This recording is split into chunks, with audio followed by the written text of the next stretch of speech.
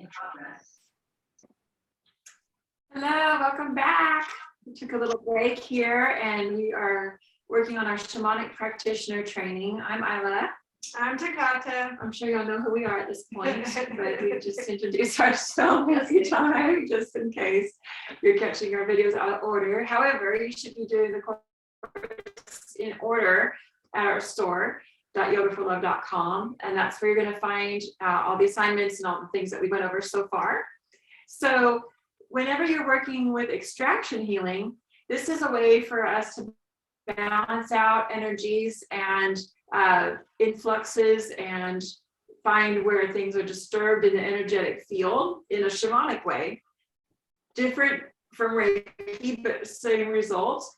And so I'm going to talk to you about some tools. I'll get my little shamanic tools out. Where are they? Which ones?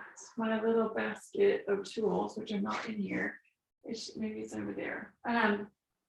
Which tools? Okay, there. I knew they're over here. I just have little baskets for all my different kits of things that I use. Never know which kit we're talking about. This is the extraction healing. So extraction healing is a really amazing tool to have in your toolbox. And it's what I had assigned y'all a couple videos ago to talk about, to talk to one of the persons in our group to do a partner journey and a partner session. So the session that we're doing today is extraction healing. So make sure that before you do a partner session, you've received a session from somebody first. And so this one, there's 3 parts, and you've got the imprints and the intrusions that you're looking for within the energetic field. And I'm going to talk to you about some of the tools that we have. So as the healer, you want to become hollow boned. And so it's just part of, you want to explain your interpretation of what that means? So being in this world, but not of this world, and allowing the energy to move through us like a channel is what we're doing. So you have hollow bones. Have y'all heard that term before? Yeah. So the client has the responsibility to be 100% responsible for their own healing. So again, we are just the mediator. We're working with our guides, but the client takes 100% responsibility. You have a consultation, which is super, super important before any of your sessions.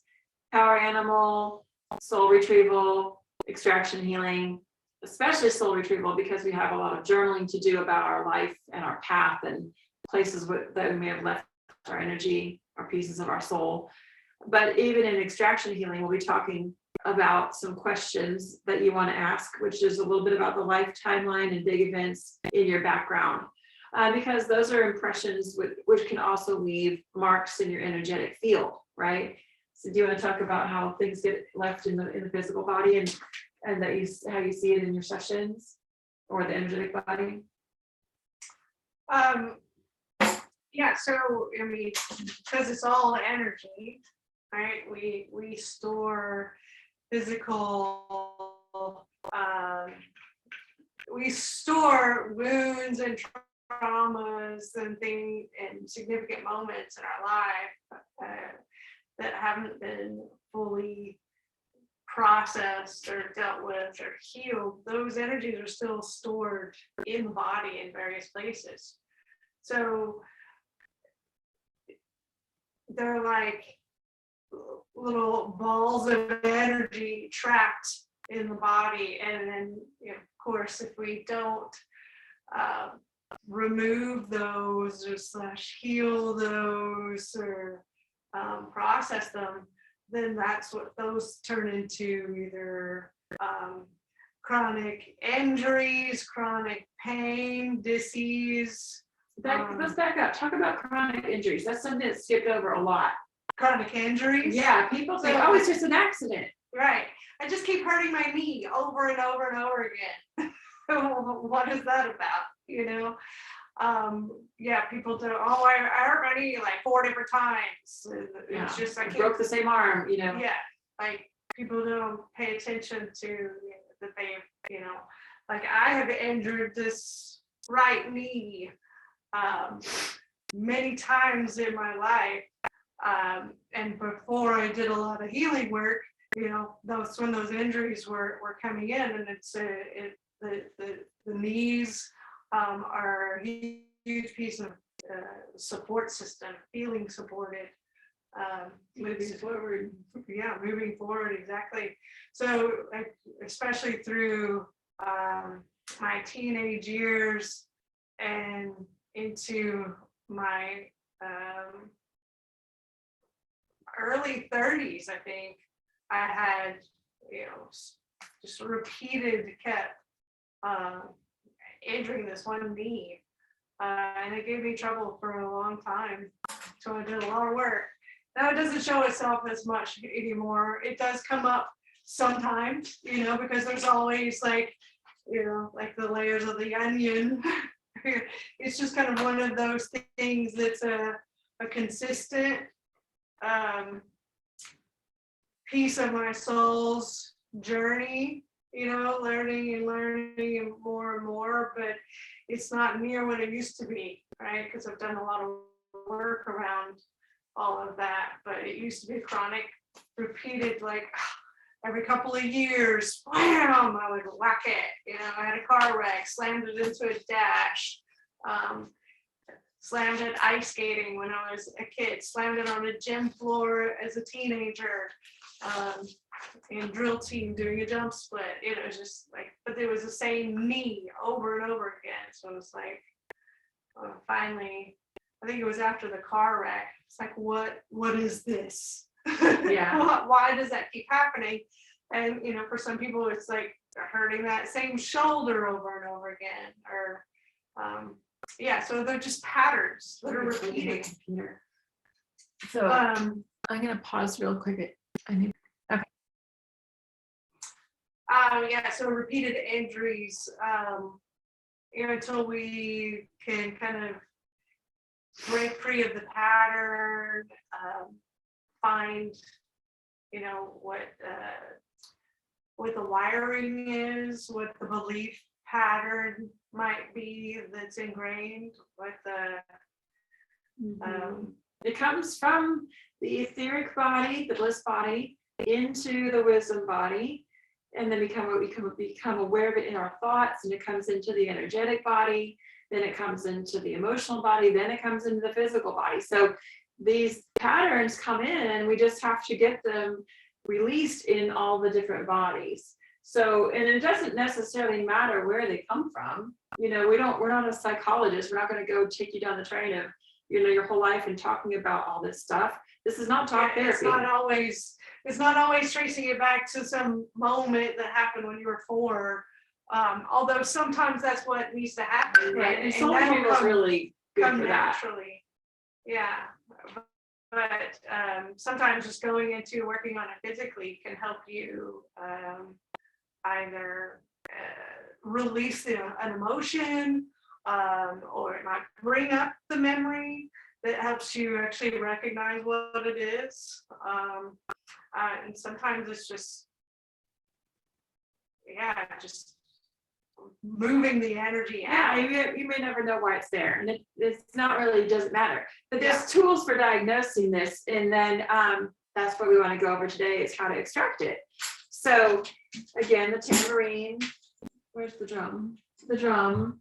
I have a buffalo knife that's made out of buffalo bone that is great for slicing energy. And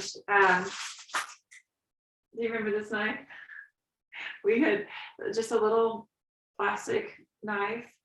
I have, it was, we had it in our ayahuasca journey, and then we had each had like a knife that we were going to use for something later, and it all ended up in our bags, but we had this knife.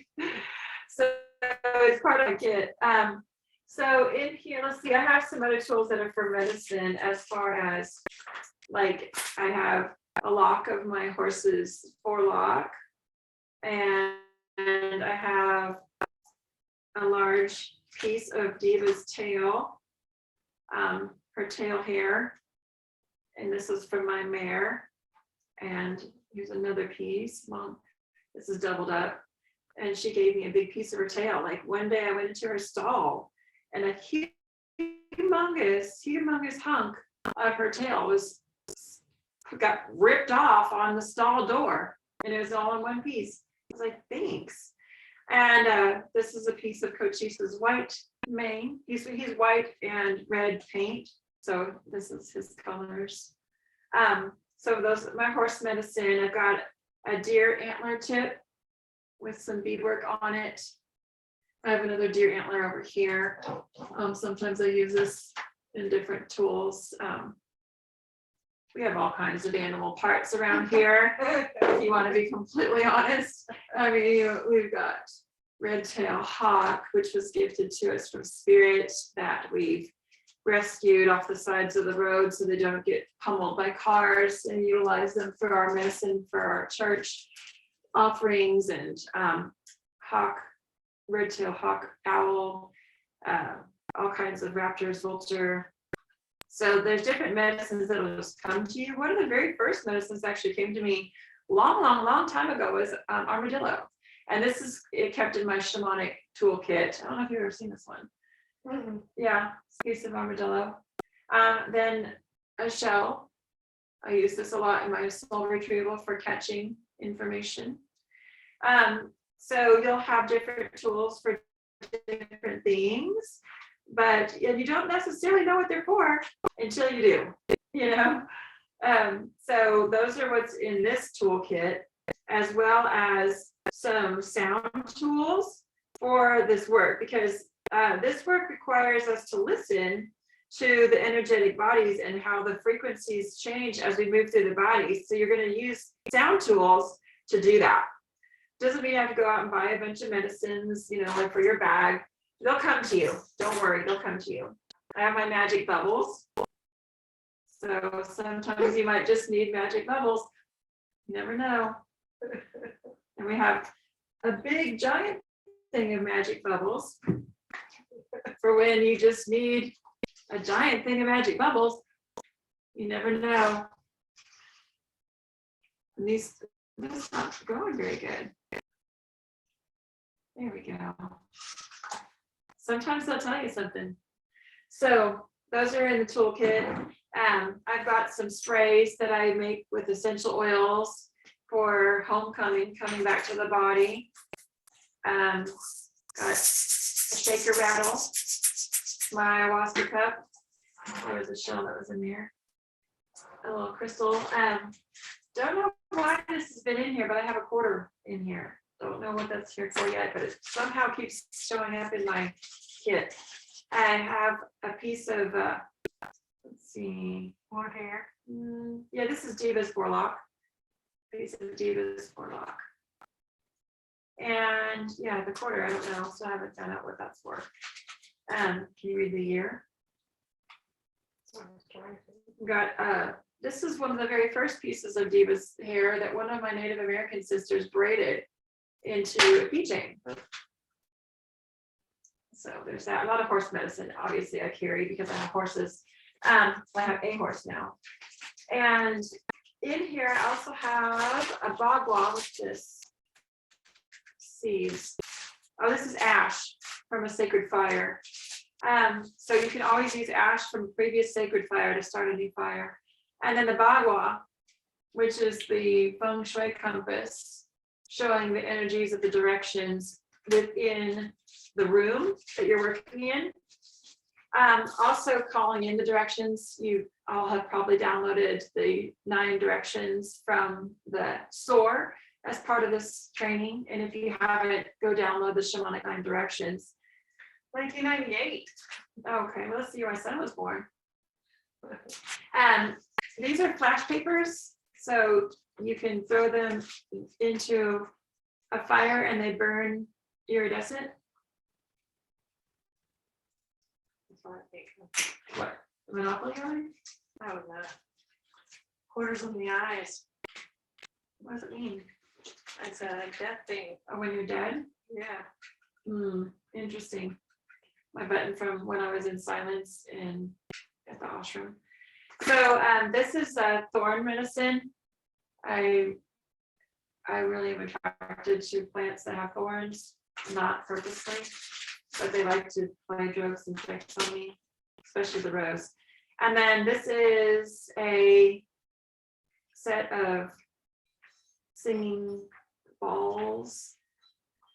Do you hear that? So these help to kind of diagnose where fluctuations are in the energy field. And some of the other more common tools, do you want to grab my drum bag? Are rattles, shakers. Do you have any rattles or shakers that you want to?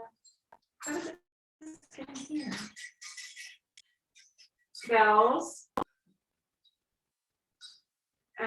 wind chimes. Those are wind chimes in the bell. Got a rain stick. Some of y'all had rain sticks. I saw on our last call. We're talking about that. Yes, rain sticks are great for this kind of work. The ocean drum. We both have an ocean drum. And she's going to get a few of her tools. One of my main tools is my cacao rattle. So, of course, you'll be collecting all these things as you go. And it's not something you're going to just automatically, have a bunch of stuff with you. You're going to, it's years, this is 25 years or 22 years of this practice, And so for each thing that I do, I usually put it together a little kit. This is my little extraction healing / soul retrieval kit in there. Ocean drum. So this one makes the sound of the ocean.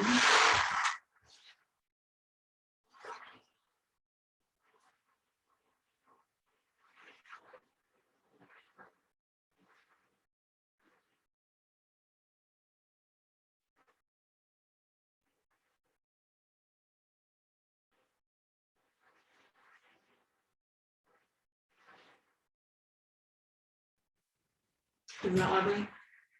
So what you got? Rattle.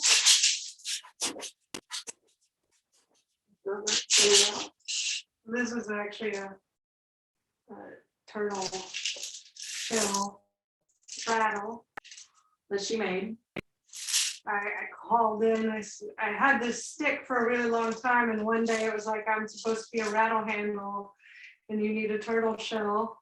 And I just put it out there that I was looking for a turtle shell, and a friend of mine gave me a turtle shell for my birthday. And then I had a bunch of seeds and beads and things that had been, that I'd had for many years. And I had this red suede leather. And I filled it with the seeds, glued the leather in to seal the hole.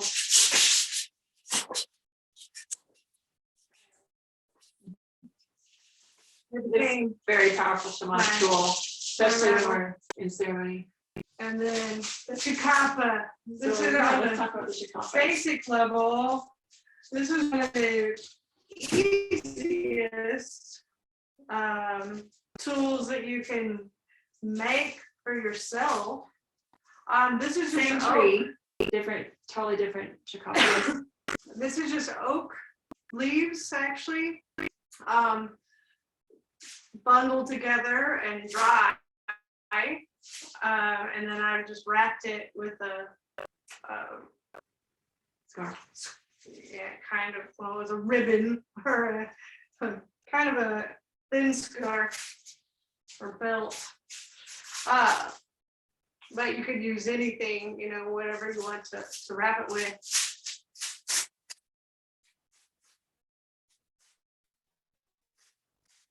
And it's essentially moving it, creating a rhythm.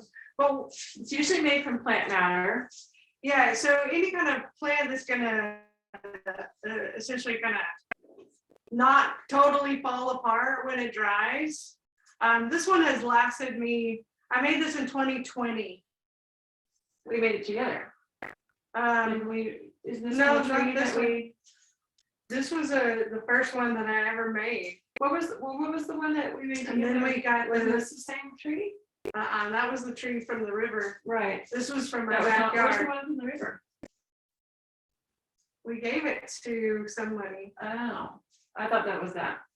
Yeah, this one was from my backyard, because I actually was speaking to one of my mentor shaman guides, and I was inquiring about, I wanted to learn some sacred songs. I wanted him to teach me what he told me, which duh, at this point, like duh. He was like, the first thing you need to do is make yourself a chakapa. And I was like, okay, how do I do that? And he was like, do you have any trees or bushes around your house? I was like, well, they just trimmed my oak tree and there's all kinds of debris in the back. He was like, go get you some leaves off of that, some stems, and just bundle them together and make you a chakapa.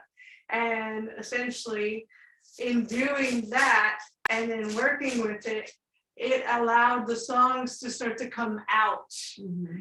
That was where I tapped into it, and that's where my channeling of songs, Ancient songs, and songs in light language, songs of rhythm, whistling tunes, etc. That's where it really started to come out. Isn't that when you started your YouTube? Yeah, well, I was already doing the YouTube, but I started doing videos on YouTube of working with it just as a What's your YouTube? recording witness of myself or documenting my own process. Divine Sight is my YouTube channel, but I don't remember what the actual YouTube link is because they don't put it unless you've got. We can just get you guys a link. Yeah, But you can just Google Divine Sight and probably find it.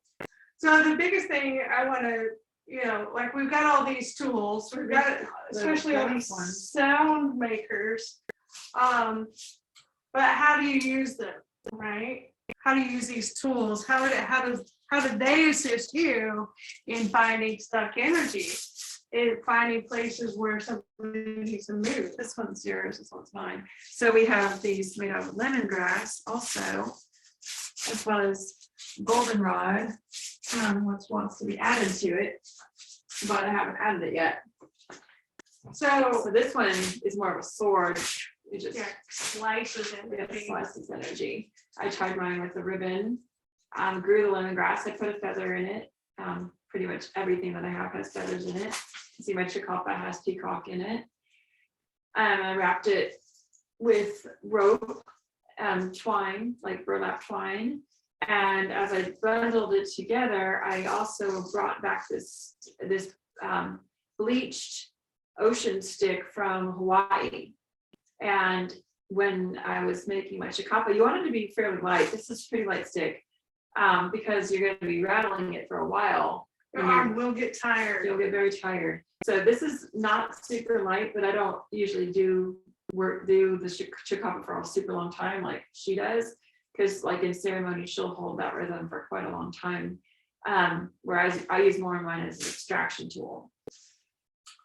So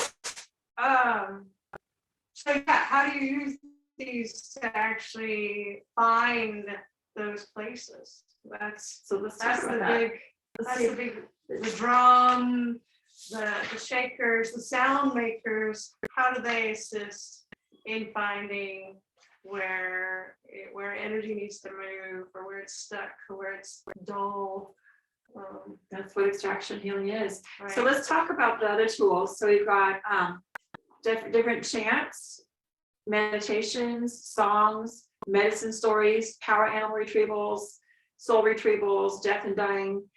Those are all different classes that we have on this. Plant medicines, stone people, crystal healing, essential oils. So we covered a lot of that in the tools that we've talked about, except for the stone people, which there is a basket of bigger stones over there. I don't need to necessarily get it out, but that's what that basket is over there.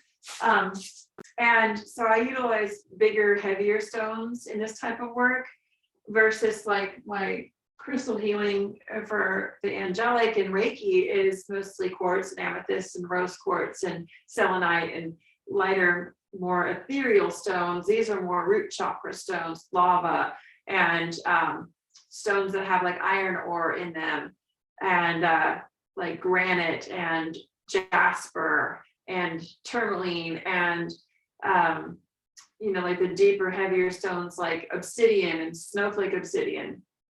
And so those work really well in this as far as tools go. And then diagnostic tools, you've got drums, rattles, a pendulum, and a mirror. My mirror was in here, but the bells are also good for that too, because like if the room is still, sage can help you diagnose where energy is blocked. But if the room is not super still, it's easier to use a pendulum and have that in your kit. So you can utilize the pendulum as you go through the energetic field. What was gifted to me for this work, and I found out how to use it years ago in this training, 2 particular feathers. Very, very, very powerful magic, which I'm going to share with you right now. And I created a bundle of my most magic feathers. And it's part of this bundle right now. I'm not going to take it out.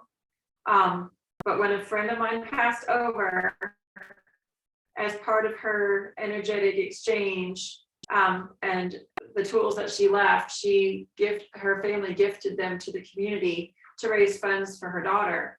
And there was a whole bunch of feathers, because as we do this work, we tend to collect a lot of feathers because they're sacred, and we use them for the sacred work in many, many different ways that they're used in this work. And there was which is, by the way, the password is feather, if you need to know, and you'll understand that a little bit more deeper. But meaning that when we are traveling through realms and you see other versions of self or other versions of people, in case you're wondering if you're on the right track, ask the password. Feather or divine feather, depending on how deep you want to go in the password. But there was a whole jar of feathers, and there was one particular feather that had just one tiny piece of leather attached to the bottom of it. One string of leather, not even a piece of leather, a string of leather. And I pulled it out, and it's an eagle feather. And so that tool right here is so sensitive. When I work in the energetic field and I'm going over the field of someone's body, I'll take the feather and pass it over. And if it catches on anything, like you could just barely scoop, and it'll stop. It'll pull against the field. It'll literally, you can feel it pull back. Another feather that I use for that, because my death and dying guide is a pelican, and so the pelican feather is really, really wonderful for that as well. And so you'll find certain feathers are more magical in what they're used for. Certain stones they'll tell you what they're used for when you're doing this work.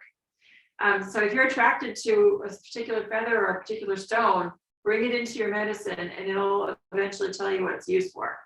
So this is also extremely sensitive. Pelicans fly very high. They take very little effort to move their wings. And so they can glide for long periods of time. So it can really catch on little areas where the energy's stuck. This stays in my magic drum. Turkey feathers are always great for grounding. One of the very first videos that we did together was talking about sages and smudges. We should add that to this course. It would be a good thing to go over, that particular video. It'd also be really funny to see us previous to all the remembrances and how we flowed together. We were so awkward because, there's this deep connection, lifetimes and lifetimes, but it was before we remembered how deep our connection was. And so we were really there's just a lot of awkwardness between us because it's funny. Yeah. Macaw is also very powerful medicine. There's macaw feather in here. There is a vulture feather in here. Vulture is one of the very first raptors that ever came to me on the way to my ayahuasca ceremony. There was a vulture right there, and Patricia Dancing, y'all, my mentor, she's like, "Do you need vulture medicine for your medicine kit?" And I'm like, "Yeah, actually I do." And we both saw it. We just made a mile lap around to come back and get the vulture. And also barred owl has been something that's come to me for a long, long time. So those are the ones that are here. And this is a water bird. This is, I believe, here. I got this one at the coast. Anything to say on that? Nope. No. Okay. So anywho, that's those are the different tools, but the mirror is good for seeing what's really there, which you may want to have a mirror in your kit. I usually have one, but I don't. And that's my combo kit, but it's not there. So having a mirror as well, and then let's see, your hands, of course, and some kind of knife, and is that it? Yeah, that's it. So those are the diagnostic tools that you're going to need. So when you're doing a session, you're going to have someone lie down on the table or on the floor, get them very comfortable, listen to their story, share a little bit about what's been going on, and their purpose and their intention. And then you're going to go into a meditation together just to get them into a sacred space. Again, we want to call in the song of the stars, or you can utilize any kind of energetic connection that you have to source. You're going to ground into the earth. You're going to connect to Father Sky. You're going to call in the directions. So again, utilizing those 9 directions. Quiet, Athena. What else before opening the ceremony and starting the session? Athena, please be quiet. Stop. And smudging. That's a great way to get going, is to get make sure you're clearing off anything that can be cleared off easily. Right. Right, for sure. And you want to smudge yourself before going into session. Yeah. Make sure you're not taking things into it with you, as well as definitely getting off anything that's, oh, well, let's just get that out of the way. Don't need that to join us. So when you're smudging to invoke energy, you're going to be pulling the smoke toward you. And when you're smudging for clearing, you're going to be pushing the smudge away. And again, the smudge smoke is sending signals up to spirit, smoke signals that you're ready to do this work. You're also sending prayers up, as well as requests for the spiritual realm to join us and come into our session with this work. And so when you're smudging, you usually clear from the top down.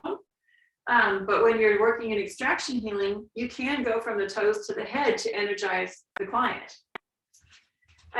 So when you are using your drum for diagnosis, and the tambourine, also this is really a sensitive tool. And then what you want to do is you can face the drum toward the client to clear, or away from the client to fill them up. So every time you clear something, you also want to fill them back up and stitch up the area that you cleared. So how you're going to use some of these different tools. Let's start with the knives. Do you ever use knives in your extraction healing? Well, here's the thing, is I only use the knife after I found it using a tool. Right, that's right. That's right. So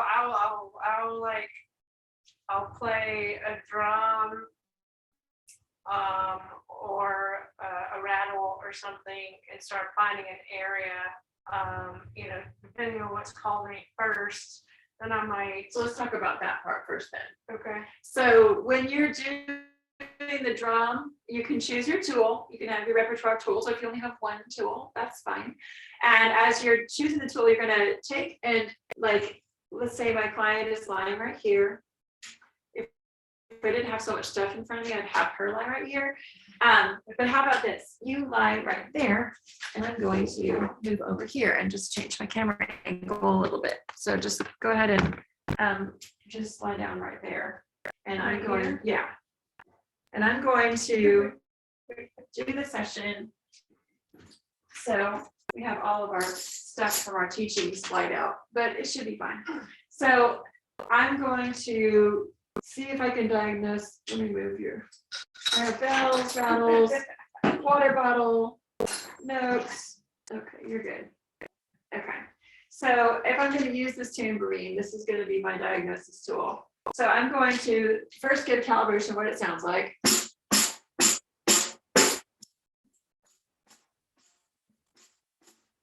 That's what it sounds like normally. So then I'm going to just go. Did you hear it get flat right there? It's more flat.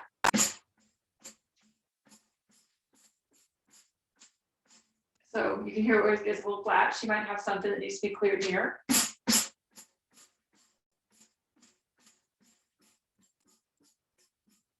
Now you can go closer and farther away from the body. So I can go really close.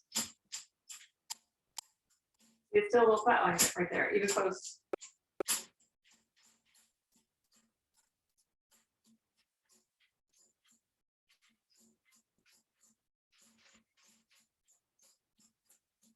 Then go a little farther away. It's still got a little flat there. Not as much.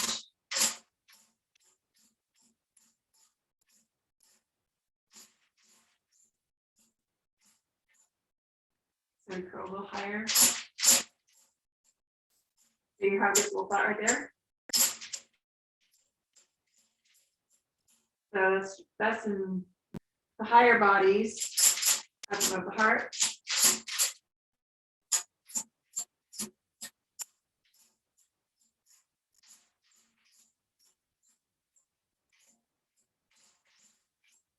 So, and you can continue to do that with the same tool. You can switch tools now that I've found kind of where the energetic imprint might be.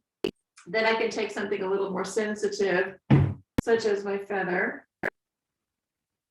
So let's take the Pelican Feather. And let me scoop these cards out of the way. Okay, so we found a little bit of energy kind of really close to the body in the physical layer, as well as kind of up above the body a little bit into the emotional layer. So I'm going to take my Pelican Feather and just kind of, so when you drag the feather along, it should be fairly smooth. And I'm barely holding it. Barely holding it. So I can really be sensitive to how it moves, okay? So I'm going to start at the feet and scooping, knees, hips, belly, heart center. So coming up this way toward the throat. I want to make sure I'm not hitting the quill. So here's kind of sticking a little bit. You see that? Oh, it keeps getting caught right there. So it's smooth. And every time I hit here, it hits my hand. So something's causing it to hit. And then, so let's go up a little higher. So scooping, just being very sensitive.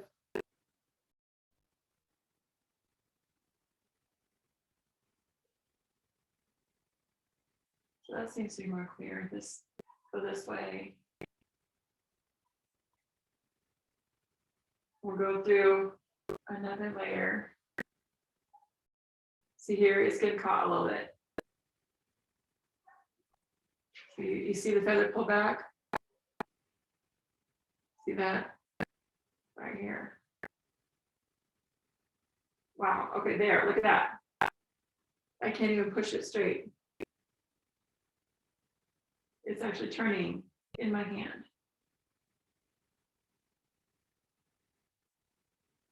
So here, wow, look at that.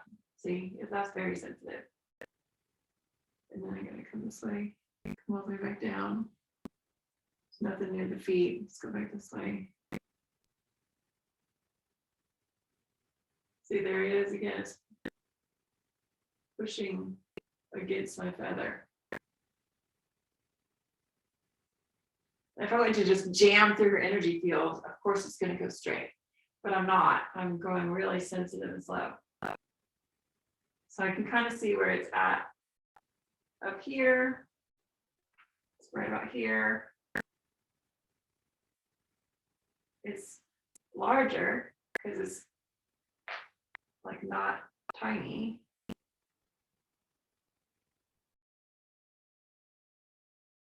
So it's kind of like right in here. Do you see that? How I'm kind of finding where it's stopping.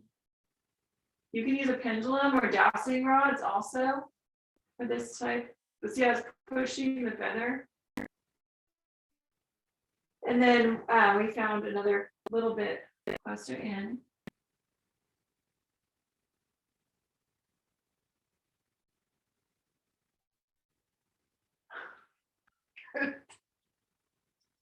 Just laying here.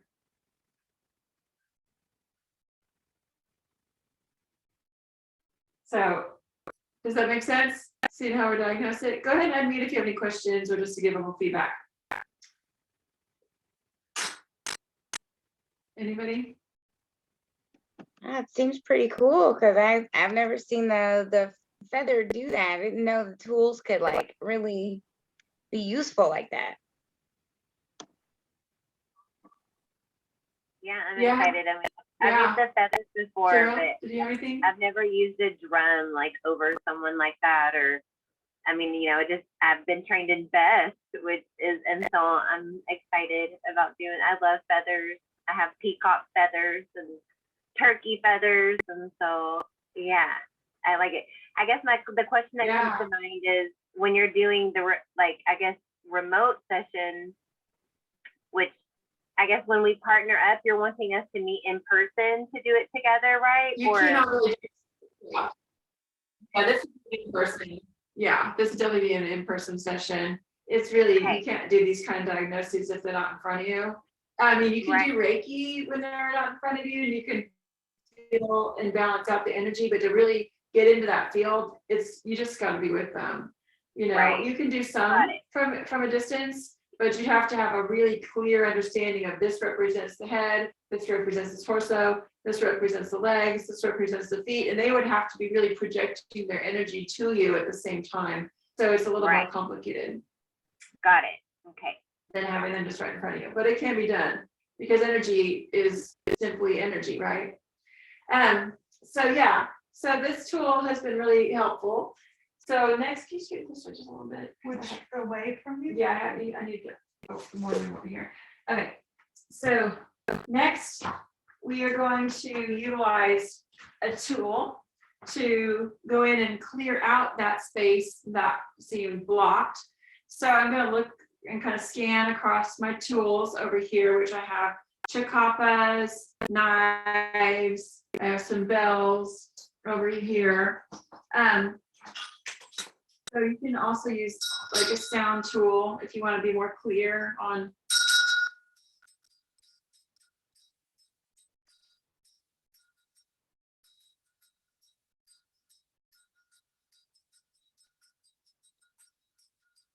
It's pretty loud, so it's not quite as sensitive as I might like. So I'm going to see if I can utilize something more sensitive like this wind chime. Maybe not, it's tangled. However, excuse me, I do have some tinier bells that are much more sensitive over here. And yeah, I got tangled. And so you can use a smaller bell that's a little bit more sensitive. You can also clear with bells. There you go. Oh, you got it. Okay, cool. So here's a teeny tiny one. And so if the room is still, just watching the energy move, this could be a clearing tool more than a diagnosis tool because it can also reset with sound. So like you have yours over here, these, what are those called? I don't know what their real name is.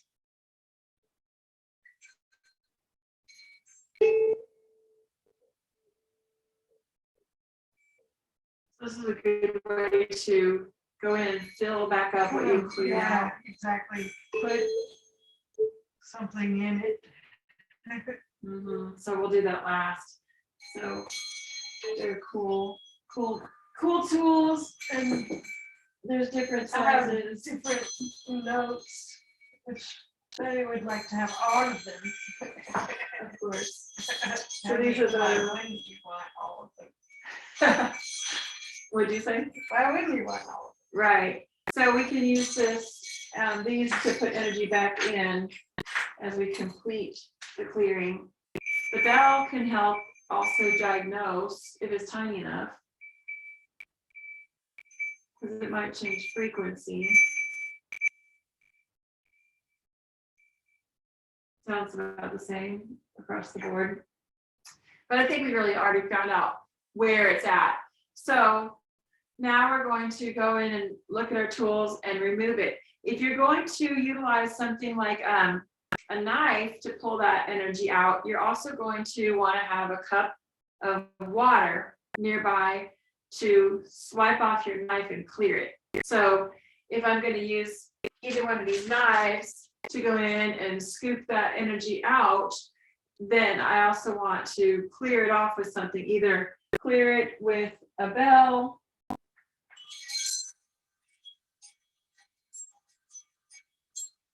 or some smudge or some water. And so that way it doesn't collect on the knife.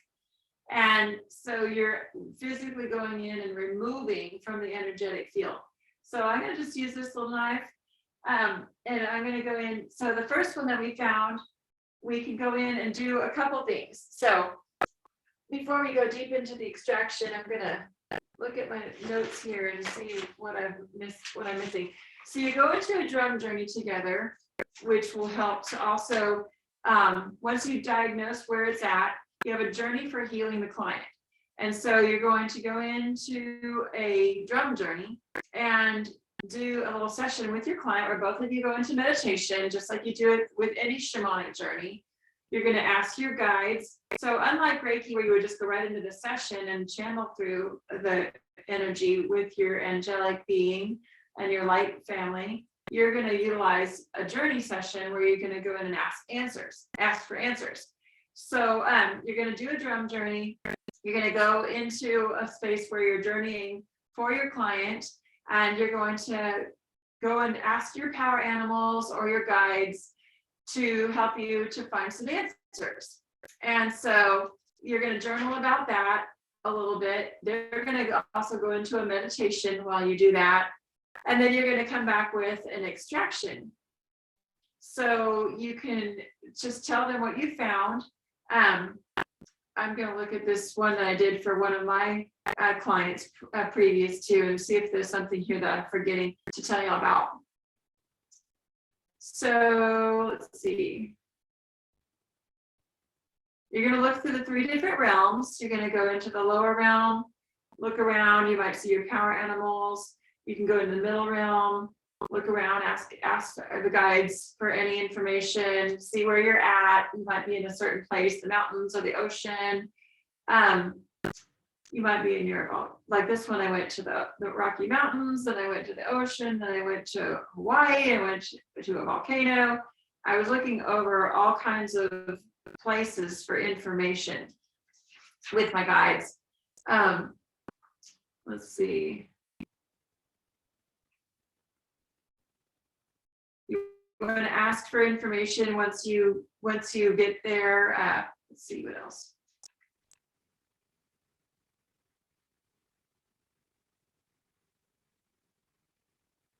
Use your sense of smell, your sense of sight, your sense of hearing. Be very keen to what kind of things are coming up for you in your meditation. Let's see. And then you're going to come back and you're going to ask where the extraction needs to happen. What body, what area of the physical body or the emotional body. And you're going to ask your guides on where you need to focus on. Okay. So like when this person did a healing for me, she came in and she found a cloud with wind and a face was blowing at her. And there was a horse with a tail blowing. And so there's two themes of the wind there, right? Then the wolf came in and told her she is hurt. And then my dad came in and said that I didn't mean to hurt her. And my dad was speaking of hurting me due to leaving this planet early. And there was a lot of grief in this area. So she asked where, and she said the left leg and the thigh. And so the healing extraction was told to her where we needed to go, where the healing needed to happen, and what we were looking for. So she did, after we came back from the journey, she told me what happened. She went to the left thigh, did a removal and a clearing. She did another little clearing on the pineal area with a crystal, and for the ancestors. She went back to the left thigh, and one of the things that happened is that the information that came in was that I needed to get a tattoo on my left thigh to complete the release of the grief. And so just like I did a right thigh tattoo for my mom, I needed to do a left thigh tattoo for my dad. And so then her message was to let go and open the pineal back to the heart, to center. Then we did some extraction in the heart space to release the major tears and grief. And it was very deep healing, grounding. I really felt complete in that healing finally, which was several years after my dad passed. And then she centered and extracted. She checked and to make sure that it was all gone using some more of the tools. And then she did the removal and the healing. After that, we did the putting the energy back in. So one of the things that you do is you add energy back in. I usually like to use like a fluffy pink cotton candy cloud of energy from the angelic. And she likes to, the woman that did this healing, she liked to use something that she calls blue goo, and she pulls it in from the universe. It's just so nourishing from the universe. So anytime you create a void, you have to put something back in. And then, so how do you remember it? And so ask the guides, maybe how will you remember? And I asked at that time, how will I remember about my dad? And she said that I'll feel a chill on my neck, and I can always feel the wind on the back of my neck when I know he's here. And so I'll see curtains blowing or a cold breeze. And that absolutely happened. So when after that healing happened, shortly thereafter, me and a couple girls went to Sedona for a girls trip, kind of a Thelma and Louise kind of trip. We went and drove into the middle of the desert from Phoenix out into the desert and stayed at this tiny little cabin out in the middle of nowhere in the desert. And before I left Phoenix, the curtains all just blew into the hotel room in this massive gust out of nowhere. And I felt chills all over my body, and I was like, oh my gosh, my dad is here. And so we went to the desert, and we went and did some high-tech hikes into the vortexes, and we went to and climbed Cathedral Rock. And at the summit is a very, very skinny summit. It's flat, but it's maybe 10 feet wide, and it's really high up. And on the one side, it's really sloping where you climb up kind of on all fours and hike up. And then on the other side is a sharp drop off. and it comes all the way around the cliff where you could walk on this skinny little edge against the cliff and go out onto this peninsula where it's 3 sides are hanging over the canyon. And I stood there, and then all of a sudden I felt this massive breeze hit my neck, and the wind came on the back of my neck, and I felt my dad was there, and it was like a major completion in that cycle. So as this information comes in for you, make sure you tell, don't hesitate on filtering any of the information that's coming in for your clients. So at this point, we would do a drum journey and a meditation, which you can take any of the drum journeys and the meditations that we have recorded in this course or on my SoundCloud, or you could do your own drumming, or you could get a drumming soundtrack off of the Google Play Store or the Apple Store and play that, but you want to have a callback. And then you're going to make notes of what you find out. Next step is to come back to the client. So I'm going to come back to her after we did a healing, and we're going to extract what we need to extract. So let's say we've got some more information from our guides. I'll do this after the call and finish this session with her. But let's say I was told to use this knife and cut this area out and then release it into a bowl of water, swishing off your knife every time until you feel like that area is totally clean, scooping it out. For the throat chakra, we're going to use this little tiny knife and scoop it out and release it into some water. So I'll do this after we close the video chat. And then for the heart, I feel like we can just use the Chakra and clear. And it was kind of all through this space. And you want to just work through that space until it feels nice and clear.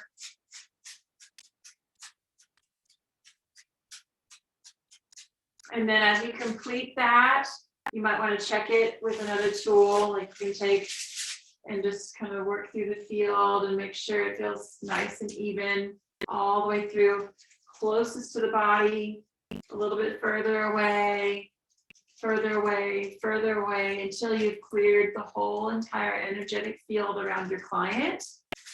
And then calling in that seal of protection from source. And then you're just going to utilize the Reiki energy, which is similar to this extraction healing shamanic energy, asking your guides to fill up that space with something beautiful and full of love and full of light. And just filling up the space that you cleared, filling up the space you cleared, filling up the space you cleared. And then your session is complete. So that's really how the extraction healing goes. I'm going to finish the session. I always do this by finishing. I make an essential oil spray for soul retrieval and also for completion of a session. And so you can just spray the client. Is that nice? Yeah. So there we go. Any feedback or anything else that you want to add? Yeah, I just wanted to add, hold on. Let me come up. I know she was about to take a nap. She did take a nap. Just little. That's a good nap. So similarly, like in moving and finding the energy. So, she used the tambourine and noticed, the flatness of it. If I were using a drum, what I notice when I'm doing it, I use the drum a lot because that's one of my favorite tools. But what I notice is when I'm going over with the drum, like I'll have a rhythm going, and then the rhythm will shift on me because when I allow the rhythm to come through, it's not so much me forcing it like yeah. So I again kind of lightly holding the mallet as it's hitting the drum, and the rhythm will shift as I'm going over the body, and it'll shift to maybe something that's like stumbly, it doesn't have a consistent rhythm, or the rhythm will totally change to a different rhythm, right? And so I'll move through, and then that's how I'll kind of, as I come over, that's how I'll kind of narrow down the area that needs the work. Similar with the Chakra, it's good for clearing the energy, the Chakra or the rattle, right? They can be good for clearing the energy, but the way the drum can change rhythm, so can the rattle, right? So that it might have a consistent, and then it starts to get a little like off rhythm, you know, like there's where you have to draw the line. Is it me not having any rhythm, or is it actually, you know, Yeah, the pendulum works like so well with getting it, out too. of self-judgment? It can like let you actually use the tool, right? So then you're like allowing it to speak and be clear and let you know. So that's just one of the, I wanted to mention that is how I work with them. You know, it is also that it's that same, just noticing how the tone will shift or the rhythm itself will shift. It's just, again, it's tuning into your tools and what resonates with you.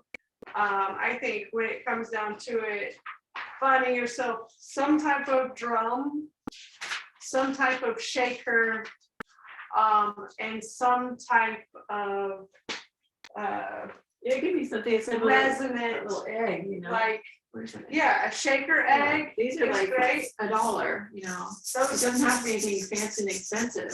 No, something that can make a drum sound, something that can make a shaker sound. I mean, the Chakra and the rattle are very, very You similar. can make a shaker with 2 little cups like this and put some beans in it, you know. So there's your rattle. We were actually going to do that with some of the seeds we got from Hawaii, actually. We were going to make some little rattles, which we will end up selling on our Etsy store. Yeah, so having something like, whether it's a bell or a bowl, or, you know, something like this, something that makes a tonal sound. This one's really good for putting energy back in. So she was going to play those for you at the end to show you how you could utilize something like this. You could either chant, you can just do a song and sing over your client. I know that some of you have just started using your throat chakra and you're like, oh my God, I'm never gonna do that. Trust me, it'll happen when you're channeling. Yeah. Because it's not your song. It's not your song. It's the song of the ancient ones that are coming through you. So how would you use those and compared to any other tool for replacing energy back in after you find the energy that you cleared? What else? So yeah, like she said, you're filling it back up. So with this, you know, it's just I'm directing the sound. These are really cool for that because you can actually direct the sound at something, and you can feel it, you know. Yeah, she has a ginormous drum, which is really powerful for things like that really need to be cleared, because we do a lot of this type of work with combo when we're working with the combo, the frog medicine, sapo. And so as it's being cleared, we'll be working with some of these tools, which is extraction healing on a massive level. Combo is really extraction healing is what it is. But the frog medicine is utilized because it's so powerful. And if any of y'all want to do a combo session in person, you know, just message us and let us know. But we use all these tools when we do that work. Anything else on that? You know, obviously it doesn't have to be one of these, but those tonal sounds that come with bells or bowls, Singing bowls. Singing bowls. All my bowls are packed with, yeah. All of that, those to me just have that resonance of, you know, Or your hand. calmness, peacefulness, and then they have that vibration that just kind of fills this energy. It's a sound healing. It's a sound So healing. So that's kind of the end of your session, is some kind of sound healing. yeah. So, yeah. So you know, it's not about having you know, 5 different types of shakers and drums. Is, you know, Yeah. this happens over time. And all of a sudden you're like, well, I just got all these tools. But finding, you know, your something that's kind of the drum rhythm, something that's the shaker, the feather and the knife, also very good, and then something that creates a resonance.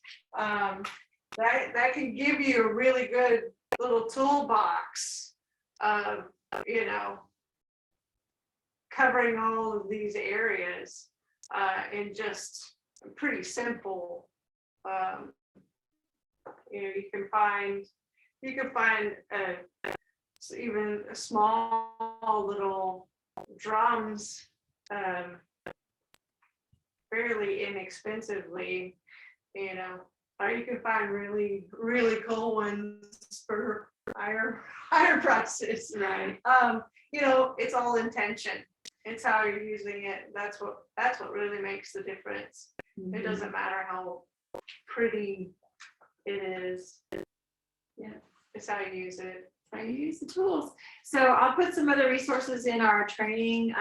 These are just some quotes on from Carol Edgar, another Carol Edgar quote. No, this is Clarissa Estes.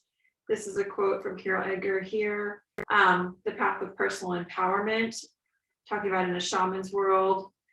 And then here's a couple more quotes that are really good. And then also how to create a professional healing experience. And then you want to keep a journal on your clients. So that's really all you need to get this work done. So, you know, y'all can partner up and do this together. If you haven't done an in-person session, then start with, you know, practicing, you know, getting your tools together and practicing on your family and your friends. And then, you know, practicing maybe through a video session with somebody, just, you know, going like we did with each other. You might not be able to do the full extraction, but you'll be able to get the rhythm of your session together and group up with somebody in the training to do that. And then you'll be ready to go. So just a matter of getting out there and doing it. One thing that you do want to do also in your meditation is to heal the planet. So some of your meditations that you do on your own, really focusing on healing Mother Gaia, maybe a specific area of the world that you're called to send your prayers and healing to, healing the waters, specifically a specific water, a specific place that's had wildfires, or, you know, a natural disaster has hit. So that brings this healing onto a global scale and onto a larger scale versus just the person. And that's really, really important, is to always bring our healing out into Mother Gaia and to heal her. As we do this, we heal ourselves and we heal the planet at the same time. Anything else?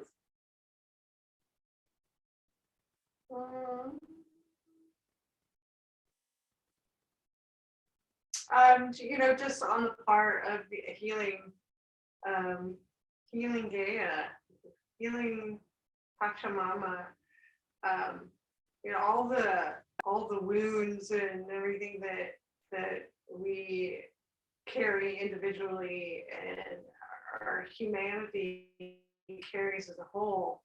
Collective. The collective, she feels that as well. So know that as we are healing ourselves and we are assisting others on their healing journey, then we are also automatically assisting in that healing. But we do want to make it intentional. But also, yeah, if you really put that intention in there, but know that in the combination of, as we are healing Gaia, we are healing ourselves. As we are healing ourselves, we are healing her. It's all interwoven. It's all connected. So in that, setting that intention of healing her, you're automatically going to be helping heal thyself and each other. It's just an infinitely. Yep, that's what it's all about. Mm-hmm. Thank you all so much for staying on today for all the trainings that we did. And we'll answer any questions in your private chats or in the group chat. You can mention, like, if you want to find a partner or if you're working on something. I want you guys to be more active in there. So really share in there what you're working on and what's coming up for you. That's why we have that special chat for y'all. So thank you. Have an amazing night. So much love to you. Thank you so Okay, much. well, Bye. Love y'all. Thank you, thank you, thank you. Thank you. So beautiful.